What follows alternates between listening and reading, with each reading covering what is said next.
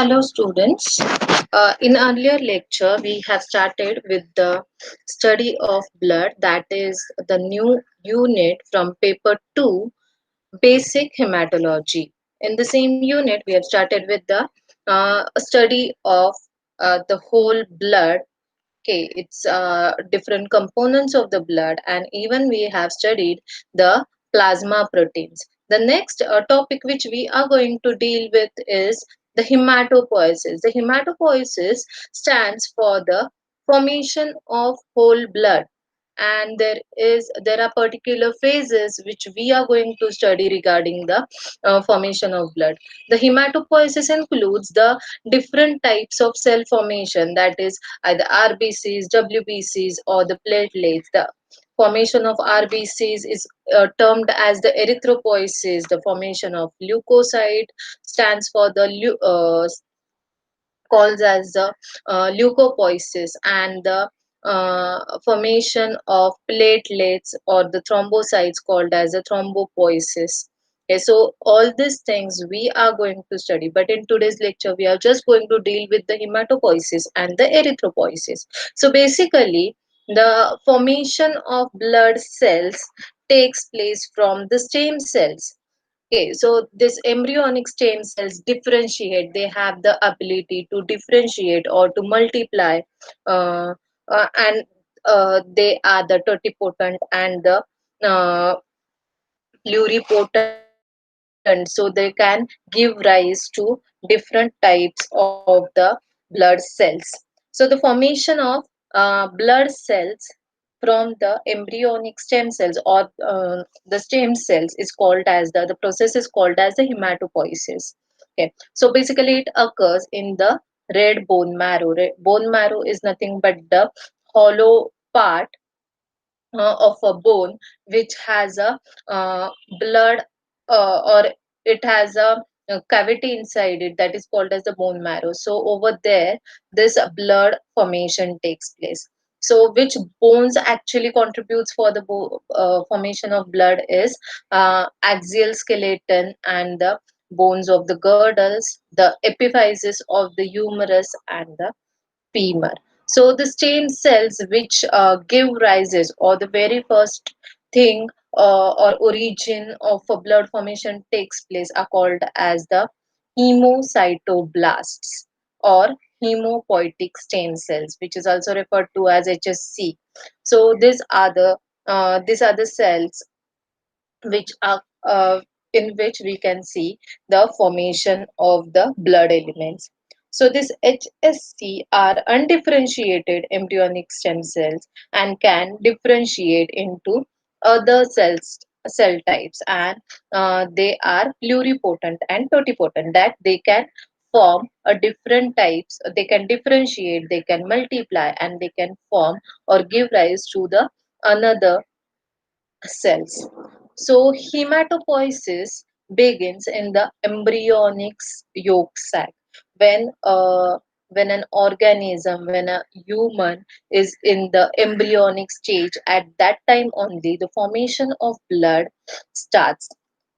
So uh, it begins in the embryonic yolk sac at the first week of development of a fetus. Okay, this thing we are talking about, it starts with the embryonic condition. So when it is in the yolk sac, okay, during the first week of development, the starting of the origin, or starting of the blood takes place. So this yolk sac stem cells differentiate into the primitive erythroid cells.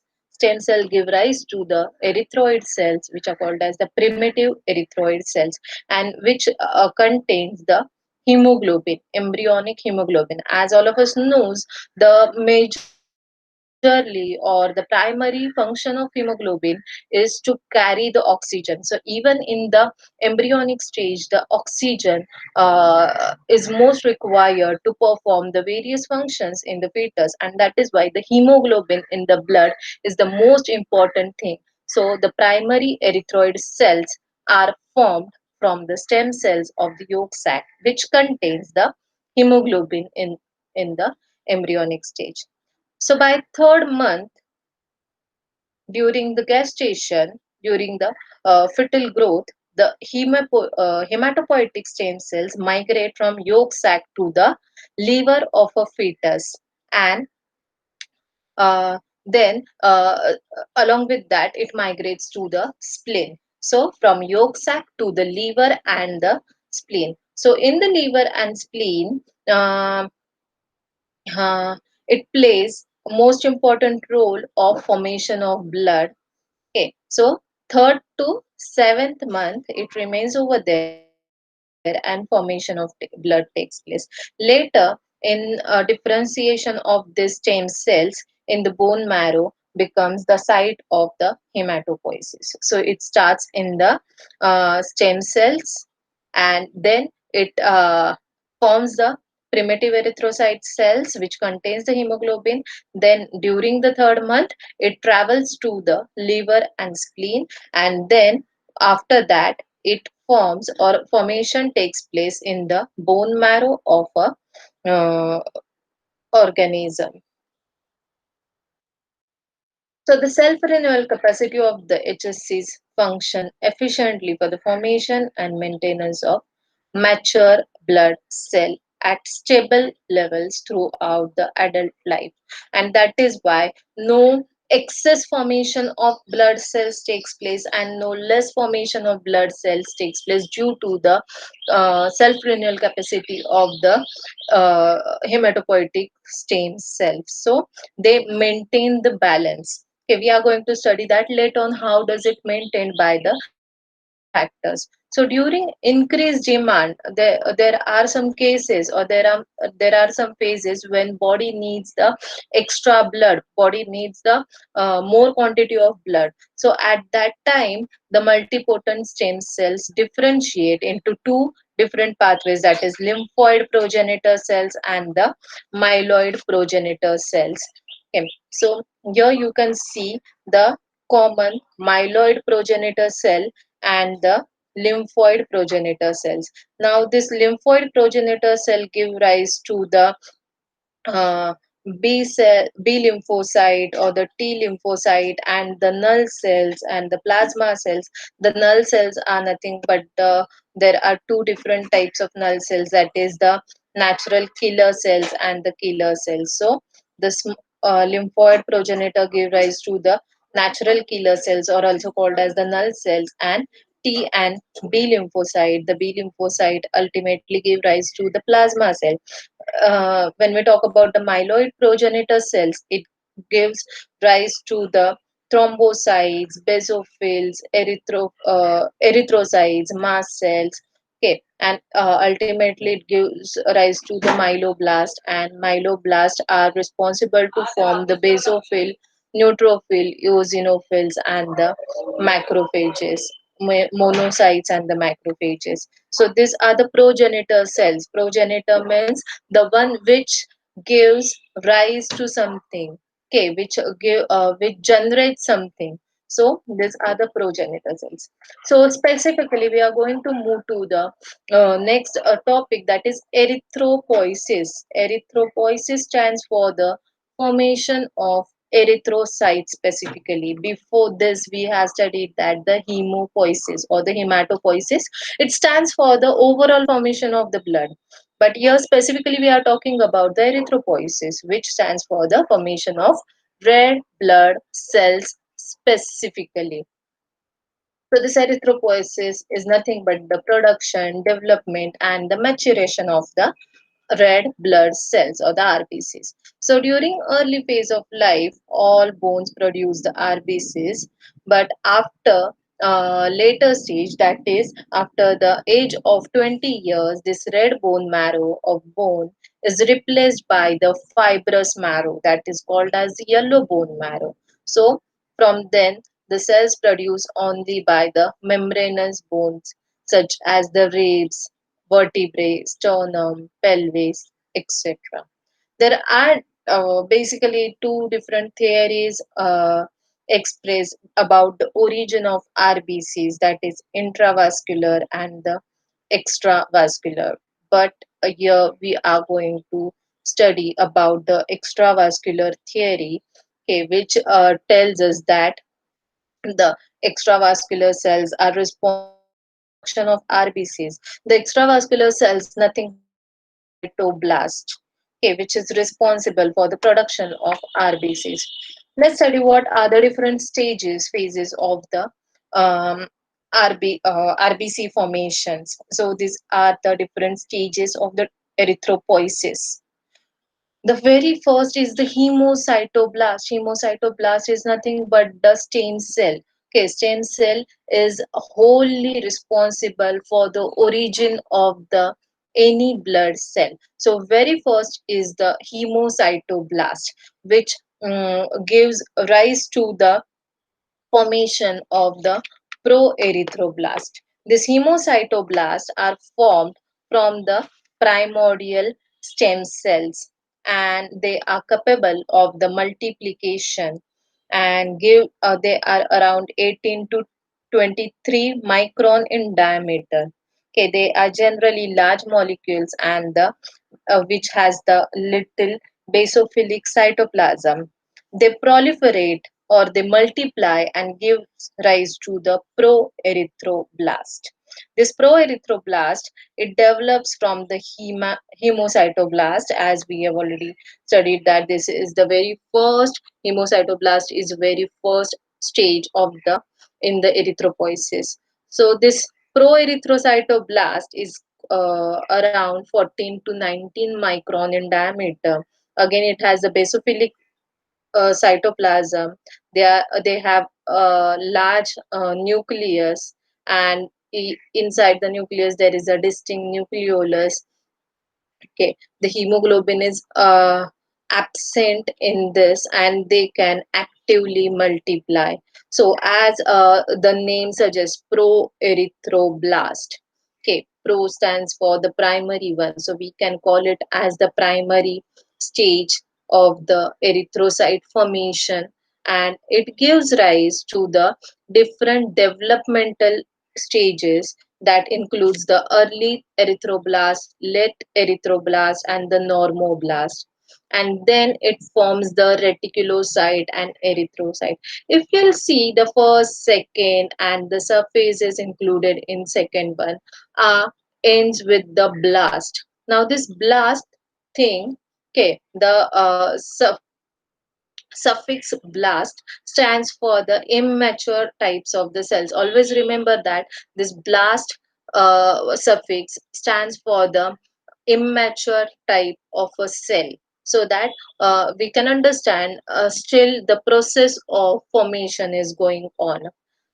Formation and maturation is going on. Then we come to the third and fourth phase that tells us the suffix site, CYT, cytoplasmic cell, or we can call it as the immature cell, completely matured cells. Okay, so here the complete formation takes place. So, have you got the states? That is hemocytoblast, proerythroblast. Proerythroblast undergoes the maturation of the uh, erythroblast, that is early erythroblast, which is also called as the normoblast, late erythroblast, that is called as the intermediate normoblast, and then comes the complete form normoblast, and this normoblast converts into the reticulocyte. So again, there these are the steps. Here you can see it with the picture. So a hemocytoblast is transformed into committed cell called the proerythroblast. So it forms the proerythroblast, which is a committed cell, and later on after proerythrocyte you can see the developmental pathway or the maturation pathway. The phase 1 gives us the early erythroblast, or which is also called as the early normoblast. Okay, here the ribosome synthesis takes place, that and this early erythroblast is a smaller in size, and it is around 11 to 17 micron in diameter. The nucleus and chromatin is more denser as compared to the later one. Okay, and nucleoli is absent, and it multiplies and forms the late erythroblast, which is the next. stage. Okay, or it is also called as the intermediate normoblast. Next one, see, this one is the early uh, erythroblast, which forms the late erythroblast, or which is also known as the intermediate normoblast. Okay, so this next phase shows the shows us the little smaller size as compared to the previous erythroblast, which contains, or which is around 10 to 14 micron in diameter. The nucleus changes to the next stage, that is the normoblast. Okay, so the cell matures. As the cells of this late erythroblast matures, it gives rise to the hemoglobin synthesis. Okay, and which gives out the condensation of the nuclear chromatin and material. Next one is the normoblast. Okay, the normoblast, which is the phase 3. Okay. This size of the normoblast is more reduced, that is around 7 to 10 micron, which is slightly larger than the matured RBC. So, as the formation or the development of the erythrocyte takes place, the size remains reducing. So, the size of the normoblast is little smaller as compared to the previous stages. So the size is around 7 to 10 micron, uh, and the nucleus is dense and has the more hemoglobin produced. It further matures to the normoblast, which involves complete loss of the nucleus. Here you can see the normoblast found, produces the mature normoblast. Okay, since this is the developmental pathway starts from the early erythroblast up to the normoblast. So when at the end of the formation or the development of this normoblast, erythroblast, okay, at the end it loses its nucleus. It starts losing its nucleus, and hemoglobin over in this cell increases, and as the hemoglobin increases, the nucleus starts disappearing. So after loss of the nucleus, okay, after complete loss of nucleus, this normoblast forms the reticulocyte, okay, which is nothing but the next stage of erythropoiesis. So this reticulocyte uh, shows the net-like structure or a reticulum. Okay, we have already studied that the reticulum stands for the network or the net-like structure. So in the cytoplasm of the reticulocyte, there is a network which remains basophilic. Okay, and at this stage, the cells enters into the circulation. So this phase, weak reticulocyte starts flowing into the blood. Before the reticulocyte, all these stages, that is right from the hemocytoblast up to the normoblast, it takes place only in the bone marrow. But since the reticulocyte forms, it is released into the blood flow. So the cells enters into the circulation. So reticulum disappears completely. The reticulum, which is present in the cytoplasm of the reticulocyte, it disappears completely, and the cell matures at the erythrocyte in the blood flow only. So the erythrocyte has the diameter of around 7.5 micron, and the thickness of the edge. Okay, we have already studied that the thickness of the middle part and the thickness of the edge is different. So the thickness of the edge of this erythrocyte is 2 micron, which has which this erythrocyte doesn't produce or doesn't show the nucleus in it. So the cells are not able to form the hemoglobin in it. Are you getting it? The hemoglobin formation has taken place in the stage of the phase 2. Are you getting it? So during this phase only, the formation of hemoglobin takes place. So the basic This again shows the stages of the formation of the erythrocyte.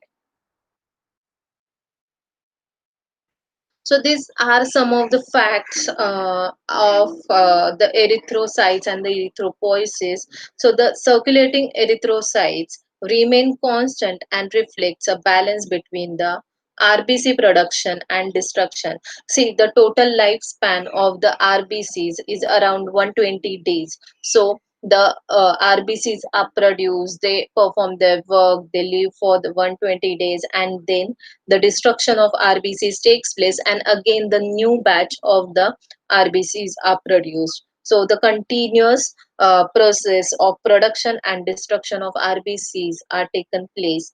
So the balance in between the production and destruction can be taken place, which is called as the regulation of the RBCs. So if too few red RBCs leads to the hypoxia. Okay, very less number of the RBCs.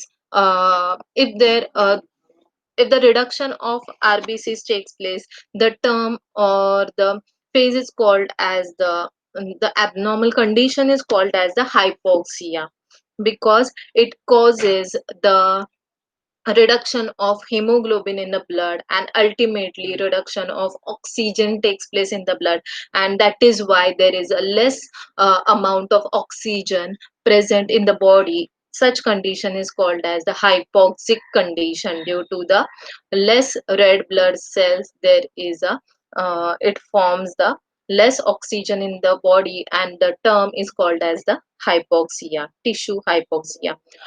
And many red blood cells, more than a normal blood cells in the blood, is called as the or it causes the thickness of the blood becomes thick due to the many or excess RBCs present in the blood. It causes the high viscosity or the thickness of a blood.